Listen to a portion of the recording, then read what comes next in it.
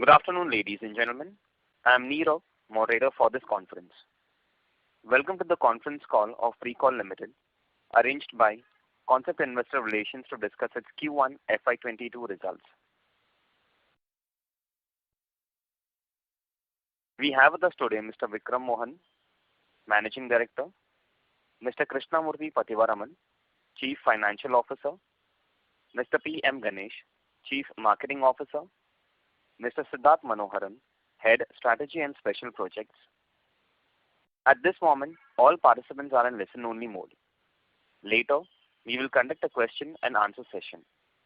At that time, if you have a question, please press star and 1 on your telephone keypad. Please note that this conference is being recorded. I now hand the conference over to Mr. Vikram Mohan, Managing Director.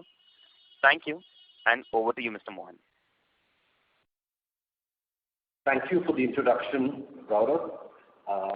On behalf of all the stakeholders of Precol Limited and my colleagues present here today, Krishnamurthy, our CFO, Ganesh, our Head of Marketing, and Siddharth, our Head of Strategy and Projects, I'd like to welcome all our investors and shareholders participating in this call to discuss the financials of the first quarter of the financial year FY21-22.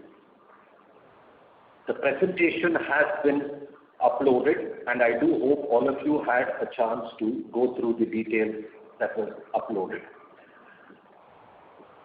We have seen significant growth over the previous quarter,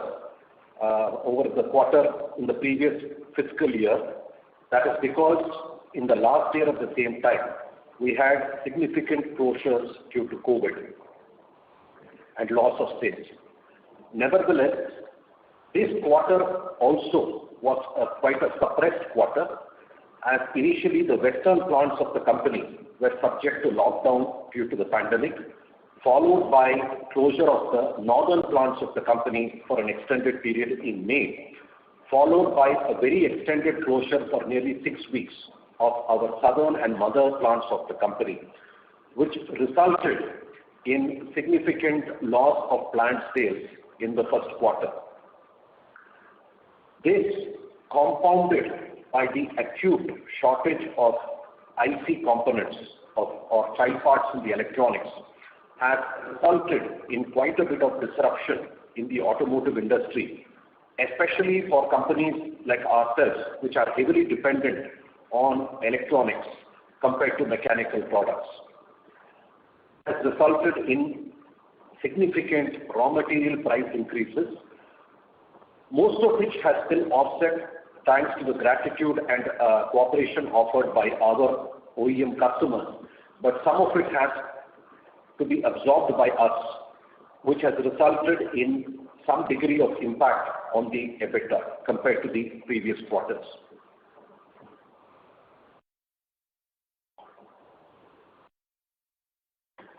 We had EBITDA of 11.17% for this quarter. As I mentioned earlier, if not for the extended lockdowns in different parts of the country between April, May and June, and the acute increase in raw material prices, especially on the electronics, we would have comfortably had an EBITDA of at least 300 basis points or 3% higher than what was achieved here. We have generated a decent cash profit in this quarter, and we have also started retiring our debt substantially, and my team and I are quite hopeful that by March of 2022, our debt levels would come down even further, putting us in a very, very comfortable debt equity position and DSCR.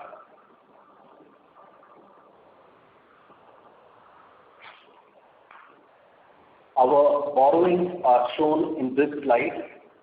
We have effected some new borrowings under the government guaranteed scheme and also retired higher cost debt, but nevertheless, since we are going to be on a capex light year, we expect to further reduce our debt and bring it down to significantly in the next 2 quarters.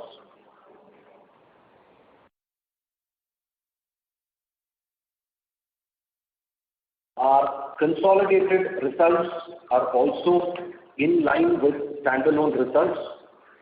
The wiping business subsidiary based in Western India has started performing well and will show considerably good results in the next few quarters. That company has become absolutely debt-free and has started generating a healthy amount of free cash. Our operations in Indonesia have been affected very badly by the pandemic. As all of you may be aware, that Indonesia has seen a major resurgence of COVID. Nevertheless, that operation continues to generate a small amount of cash for us and has also become completely debt-free. So both of our manufacturing subsidiaries are now debt-free subsidiaries and are positive cash accruing and both significant positive EBITDA. Our third subsidiary, Precon Asia, which is our purchasing arm, has no borrowings whatsoever and is also generating free cash flows. Overall, that gives you the consolidated profit from operations for the first quarter that's gone by, and we have a consolidated EBITDA of about 12.3%, which, as I mentioned, could have comfortably been 15% at least, if not for the acute shortage of electronic components and price increases of anywhere between 300 to 1,800% of the electronic components in recent times. Thank you very much, and I'm happy to, along with my team, to answer any questions that you may have. Thank you very much. We will now begin the question and answer session. Anyone who wishes to ask a question may press star and 1 on their touchtone telephone. If you wish to remove yourself from the question queue, you may press star and 2. Participants are requested to use handsets while asking a question. Ladies and gentlemen, we will wait for a moment while the question queue assembles. Participants are requested to ask 2 questions per participant. If time permits, please come back in the question queue for a follow-up question. Ladies and gentlemen, you may press star and 1 to ask a question.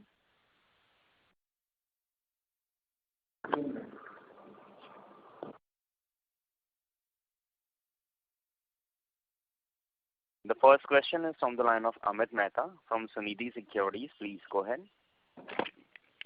Hello. Yeah, thank you for giving this opportunity.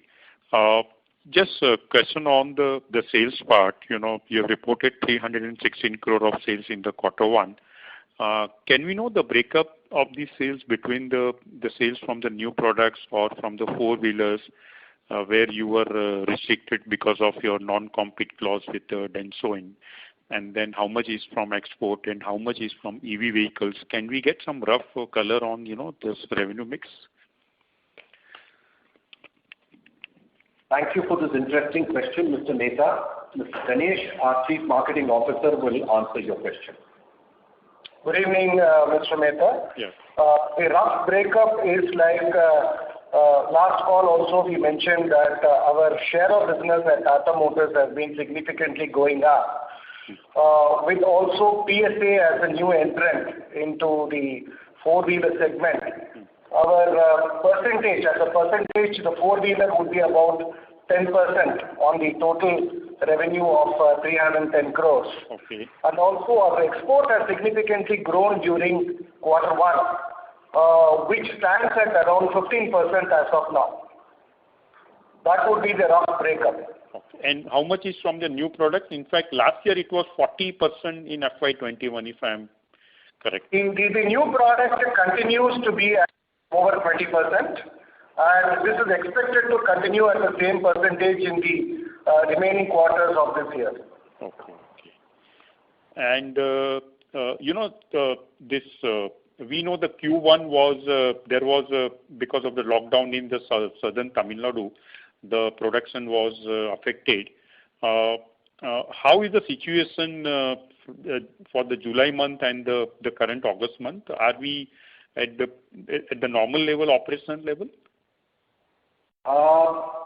Mr. Mehta, I'll answer this question. This is Vikram Mohan here. Yeah. The lockdowns have got lifted in Tamil Nadu, Western Tamil Nadu, which was acutely affected by COVID, around the middle of July. Okay. So July also we had some suboptimal operations, but not so much due to COVID. But the overall pull from the OEMs has got reduced. Okay. It's not that our share of business is reduced, because there is an acute shortage of electronic parts, and this has affected OEM production. Okay. So we are still, this quarter also is going to be below plan, but not because of lockdown, but because of overall OEM production levels going down, which I think is going to continue. And I think we are in for a third round of lockdowns in the third wave, which is already starting to show signs in different parts of the country. So I think we will have another subdued quarter only. Normally the quarter of July, August and September is a very good quarter for the automotive industry pre-festival sales, but I don't think this year it is going to be so. So we are taking a fairly conservative estimate for this quarter also, and we have estimated only conservative cash flows.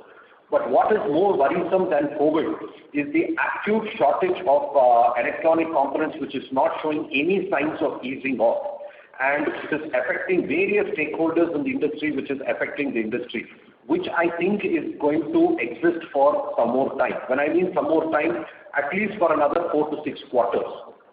Though our supply chain has eased off, our customer supply chains have not eased off, which is overall affecting the industry.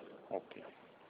So, when we look at the Pricol, the degrowth in Q1 is roughly about 27-28% or 29%, okay, roughly. Vis-a-vis, how is the industry degrowth in the Q1 if we want to compare Pricol versus other automotive component in the... Yeah. We have not degrown, Mr. Mehta. We have degrown compared to when? Can you please tell me? Compared to the previous quarter or the normal period. Degrown means compared to the normal situation. Yeah, not compared to the year on year, because last year first quarter the lockdown was much severe, and this year's first quarter the lockdown is not as severe as we have experienced during the last year. Yeah, I'm just comparing the industry degrowth in the Q1 compared to the Q4.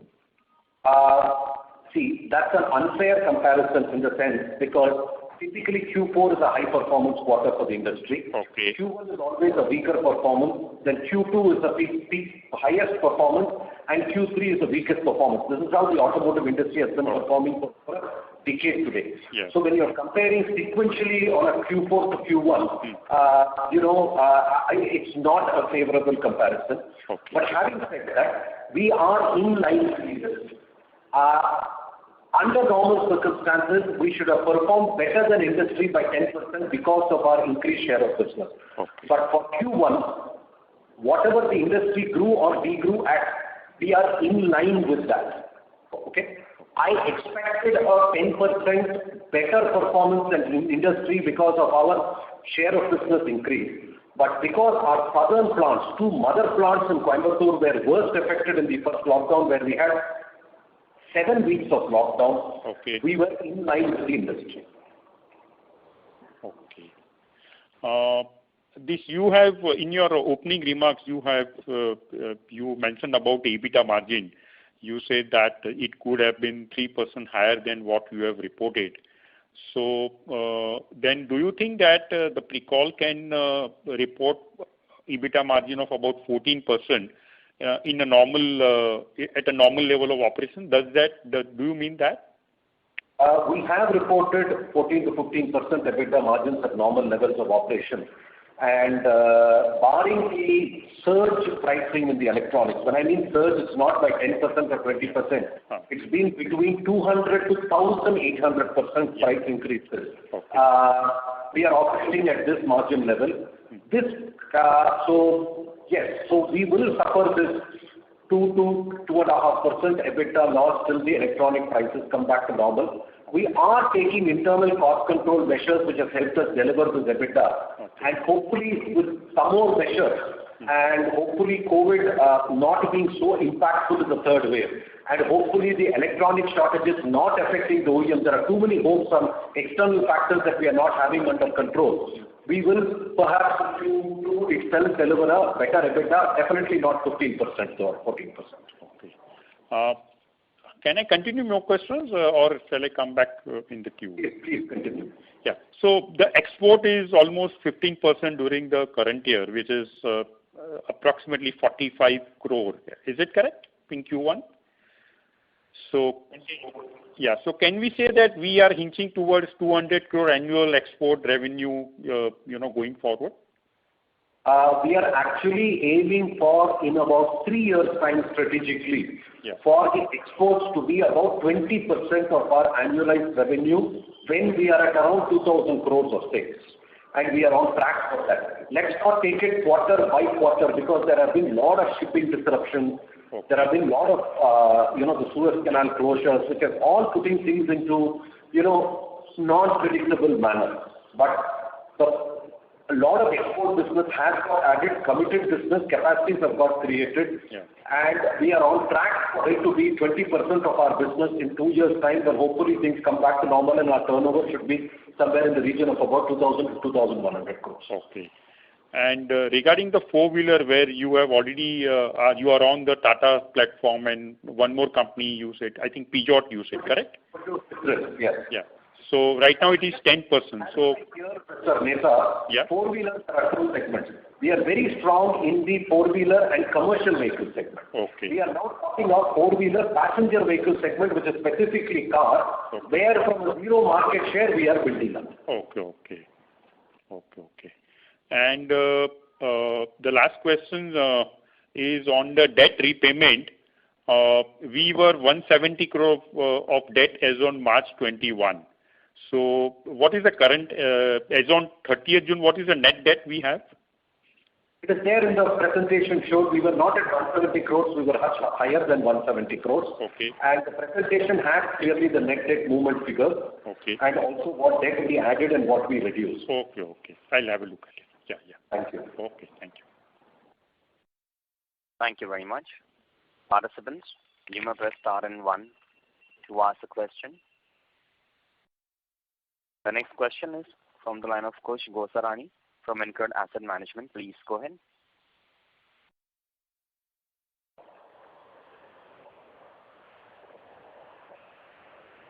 Kush, may I request you to unmute your line from your side and go ahead with the question?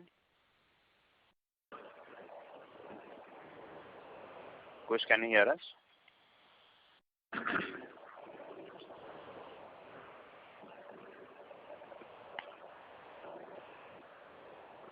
Can I request you to move on to the next person in the question queue, please, from Phillip Capital?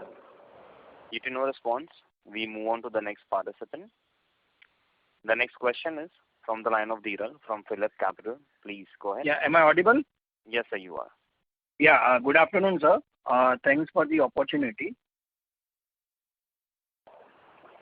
Please go ahead, Dhiral. So my question is pertaining to the driver information system.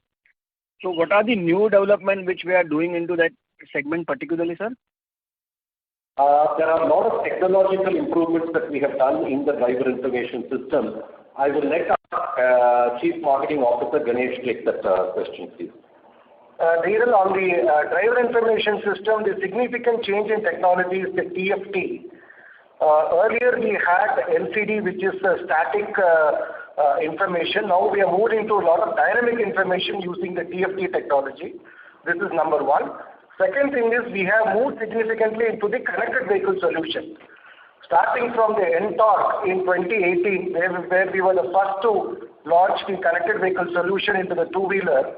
Thereby we have launched a number of vehicles into the two-wheeler, including the recent Suzuki, which you would have seen, which is a connected vehicle solution again done by Pricol. So the new technology is on the TFT and the connected vehicle solutions. Ganesh, can I just request you to talk about the dark mode clusters also that have been launched? Yes. You would have also seen in the recent Tata Motors launching the Dark Edition, where we have developed the instrument cluster. You can see the shade of dark matching with the internal environment of the vehicle, which is a state-of-art technology done by Pricon. Okay. Sir, any new? Also on the EV and on the telematics, which is linked to the BIS, can you throw some light, Mr. Ganesh, for the benefit of all our investors? Sure. There has been a recent launch done by PSA for export to Morocco.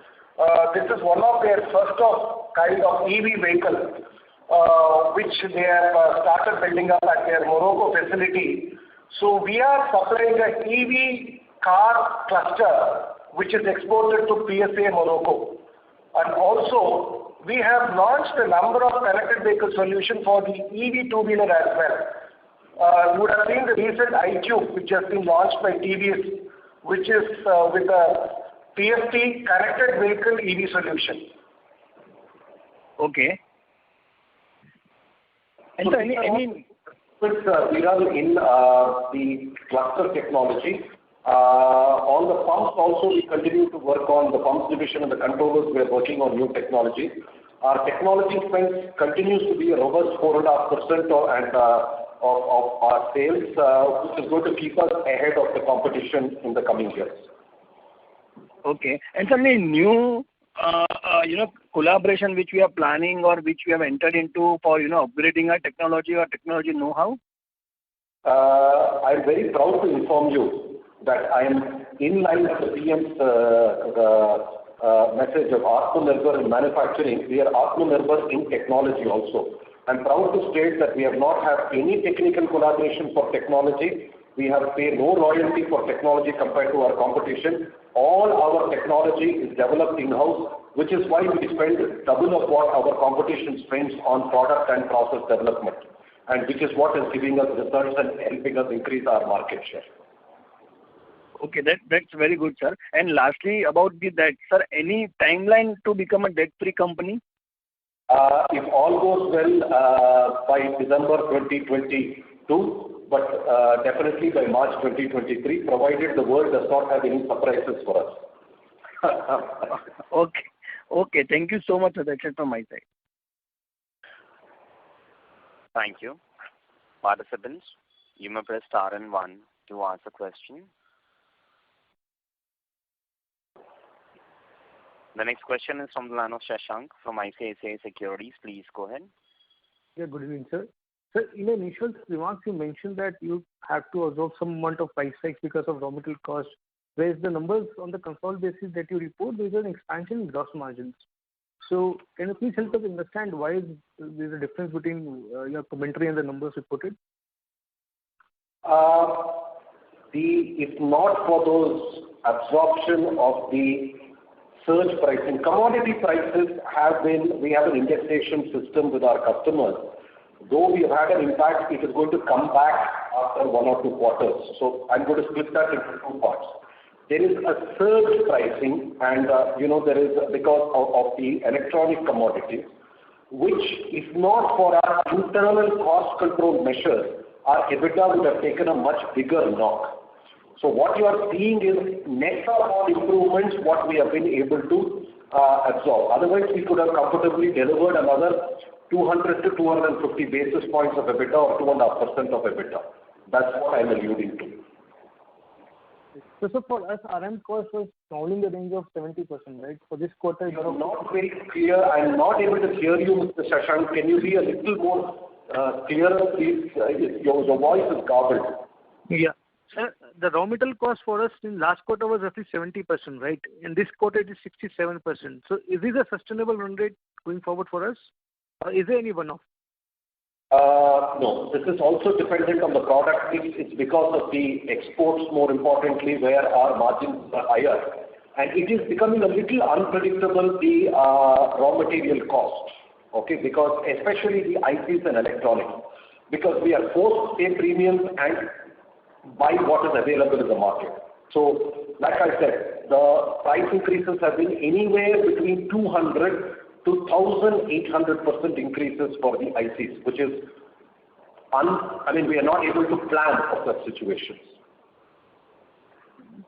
But sir, on the contrary, you have performed better, right? So we are able to get cost reductions and VAVEs on all our other parts to offset and reduce this impact significantly. secondly, sir, in one of the earlier participants' response, you mentioned that the new product sales is roughly 20-odd%, right? In last fiscal, it was to the tune of 40-odd%. So yes, we added a new product in our fiscal, which is a fuel pump module, which was a regulatory product when we moved from BS4 to BS6 regime. This year, it is a healthy 20-25%. Okay. And so lastly, what kind of debt reduction are we planning for this year? Like I mentioned, if all goes well, we want to be, I don't want to put a firm figure, but we will be significantly lower, at least by about 25-30% compared to our present debt by the end of this financial year. Yes, sir. Thank you so much. Wish you all the best. Thank you. The next question is from the line of Kush from InCred Asset Management. Please go ahead. Hello, am I audible? Yes, you are. Yes, Kush, please go ahead. Sorry for the earlier thing. Thank you for the opportunity. I just wanted to inquire whether, since you have indicated a huge shortage of IC, have the lead times expanded from last quarter? Have they increased or have they remained at that levels? Any indication on that part? Have what increased? Sorry, I couldn't hear you. The lead times to get these ICs to our plants. The lead times are anywhere between 12 to 18 months, Kush. So we are working closely with our customers to predict orders for the next 18 months and placing forward orders. And we are also buying off market. And that is one of the reasons our working capital has gone up and our inventory has gone up. And which is what is showing the stress on which will continue to show some stress on the bottom line. Okay, sure, thank you. And just on the broad picture, what would be the percentage increase in our market share over last 3 to 5 years in DIS, if you are able to quantify? We have been flat in the last quarter, but over the last 3 years in two-wheeler DIS, we have gone from 35% to about 52-53%. In commercial vehicle and off-road vehicle segment, we have gone from about 45-50% to about 78-80%. And in the passenger vehicle cars, we are going to inch up from about 0 to about 8 to 9%. Okay. Thank you, sir. Thank you for answering. Thank you. That's it. Thank you. Thank you very much. The next question is from the line of Samarth from Fort Capital. Please go ahead.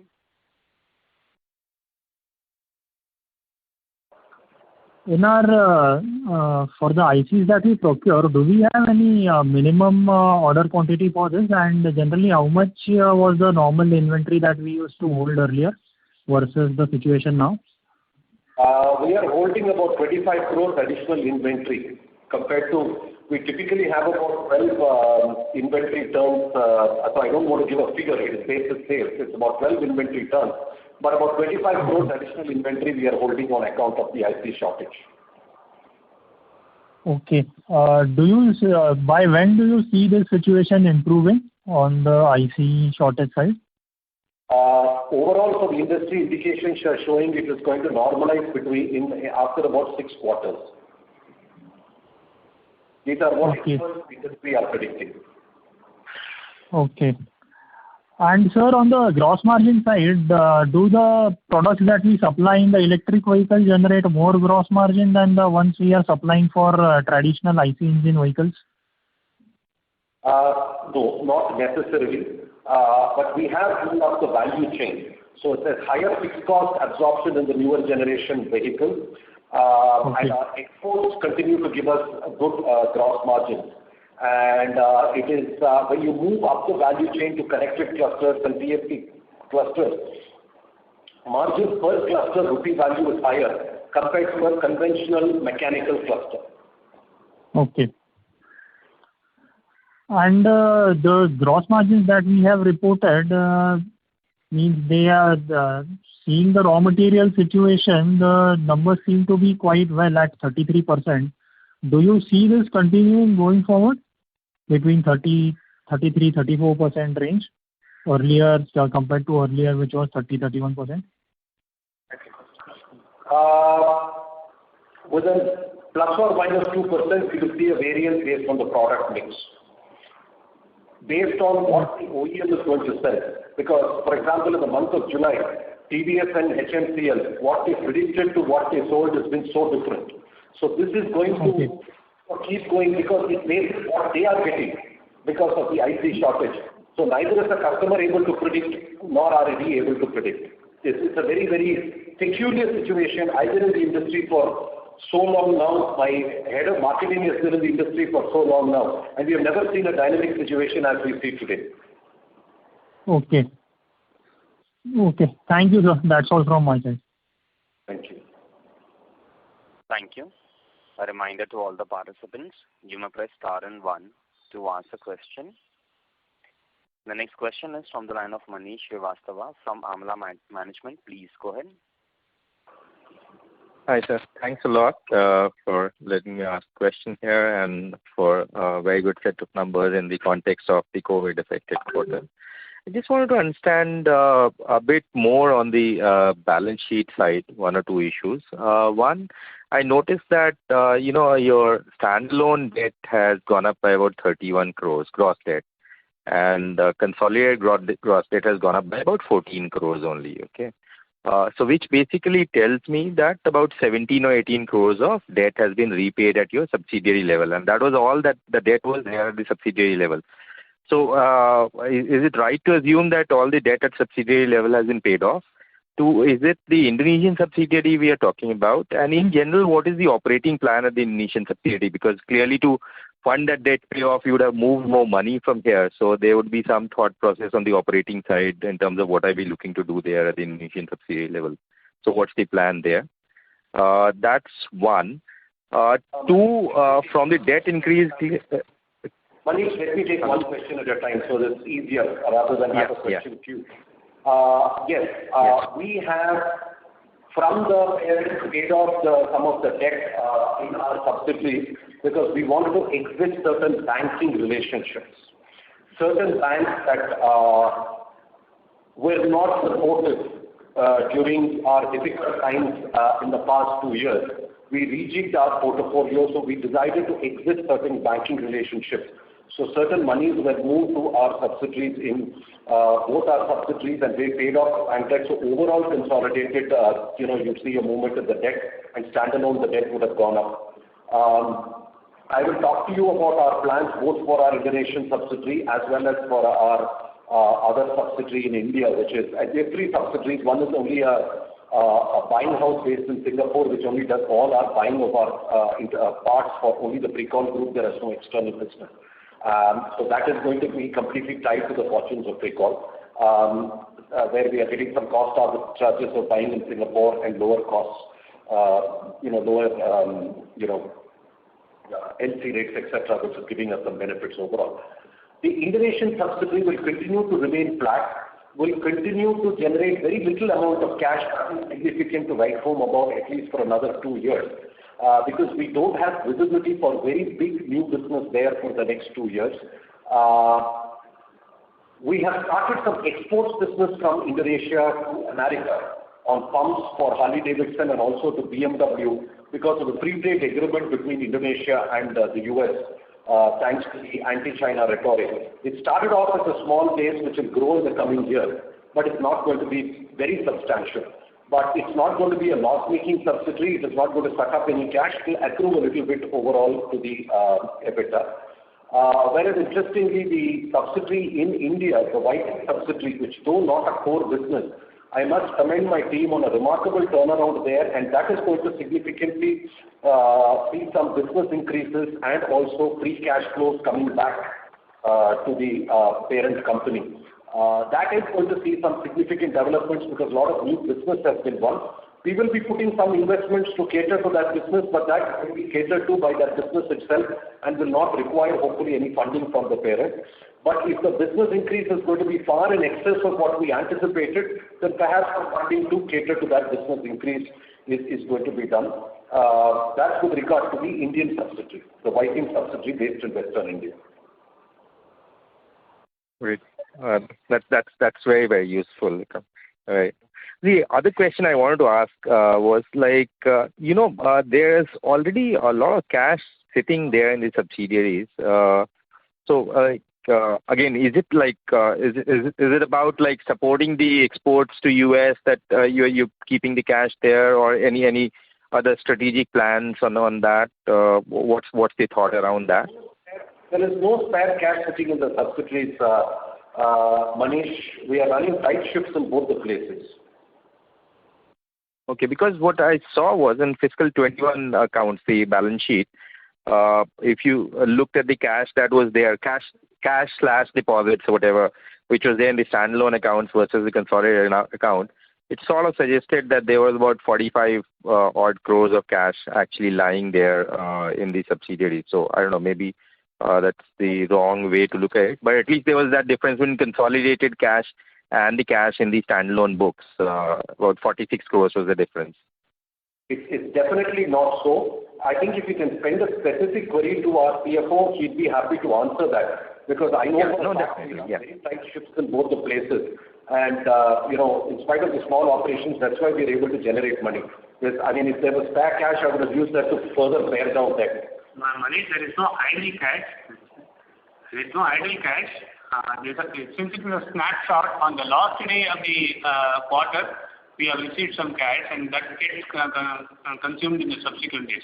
There is no idle cash at all. As MD said, we are working on a tight schedule with respect to our cash situation. And whatever surplus cash we have, we use it for repaying our high-cost loans. Okay, fair enough. That's good enough. And the third thing, sorry if I may ask about the working capital side. Clearly, we haven't really spent anything on capex here in this quarter, but we have taken more debt, and the business did generate at least profits, don't know cash. So clearly, working capital has gone up during this quarter. Is it because we have paid off our vendors very aggressively, or it's just inventory and receivables increase which has driven that significant increase in working capital? It's not a significant increase. Our working capital has been brought down to zero in March. But there is some amount of working capital deployment, but it's all three reasons. Vendors have been kept under control. There were receivable delays. There's a combination of everything why we have managed our working capital. Okay. Fair enough. That's thank you very much. Thanks a lot for the answer. Thank you very much. A reminder to all the participants, you may press star and 1 to ask a question. The next question is from the line of Shashank from ICICI Securities. Please go ahead. Yes. Sir, depending upon the figures that you get from your OEM clients, what are the growth prospects for us for this year, at least for the industry and for us? As I mentioned, I don't know about industry because, like I said, we are in such a VUCA situation where I'm not able to predict next month compared to my customers are not committing to next month because it's such a VUCA situation. But we will grow at 10% over industry if there is no further severe lockdowns which is going to hamper production. Okay. And so what about, we are targeting some 2,000 crores of sales, right? So this you mentioned is by FY23, right? Or FY24? Pardon me? So you're targeting something like 2,000 or 2,100 crores of sales, right? So this is by FY23 or by FY24? FY23. 23. Sure, sir. Thank you so much. Thank you. Participants, you may press star and 1 to ask a question.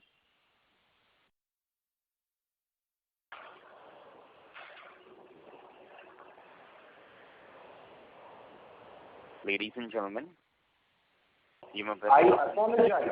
Sorry for the last time. Just in FY23-24, we will hit 2,100 crores. Thank you. Participants, you may press star and one to ask a question.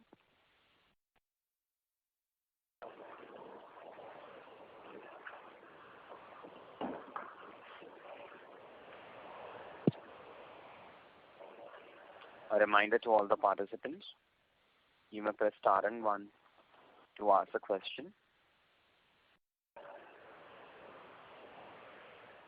Since there are no more questions,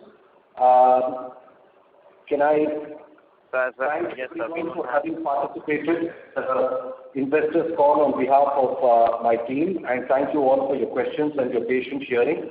And we look forward to meeting you all after our quarter 2 results, which we hope and pray will be much better than quarter 1 for all of us. Thank you. Thank you very much. On behalf of Concept